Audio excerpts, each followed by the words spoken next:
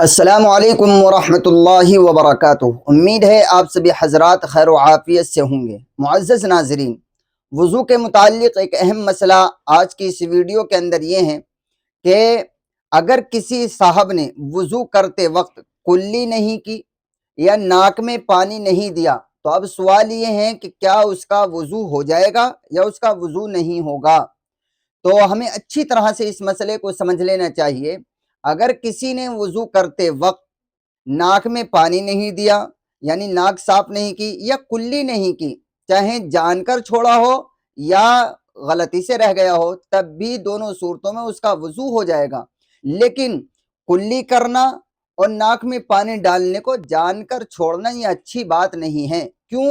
اس لیے کہ کلی کرنا بھی اور ناک میں پانی ڈالنا بھی یہ وضو کی سنتوں میں سے ہے، اور کسی بھی چھوٹی سے چھوٹی سنت یا کسی بھی دین کی چھوٹی سے چھوٹی بات کو جان بوجھ کر چھوڑنا یا اسے ہلکا سمجھ کر چھوڑنا یہ غلط بات ہے۔ بلکہ علماء نے یہ لکھا ہے کہ اگر دین کی چھوٹی سے چھوٹی بات کو آپ نے دل کے اندر حقارت سے دیکھ لیا اور اس کے بارے میں آپ نے اپنی نظروں میں اس کو حقیر سمجھا کہ اس کی کوئی حیثیت ہی نہیں، نعوذ باللہ، تو آپ کے ایمان کا خطرہ ہے، آپ ایمان سے باہر ہو جائیں گے۔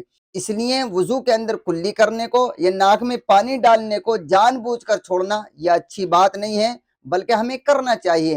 اور اگر کسی سے رہ گئی ہے یا اس نے چھوڑ دیا ہے جلدی جلدی میں، جیسے بعض مرتبہ نماز نکل دی اس کو جلدی کرنا ہے، تو اگر اس نے کلی کرنا چھوڑ دیا ہے یا سنت کے مطابق نہیں کی، یا ناک میں پانی تو ڈالا لیکن سنت کے مطابق نہیں کیا، تو اس کا وضو درست اور صحیح مانا جائے گا۔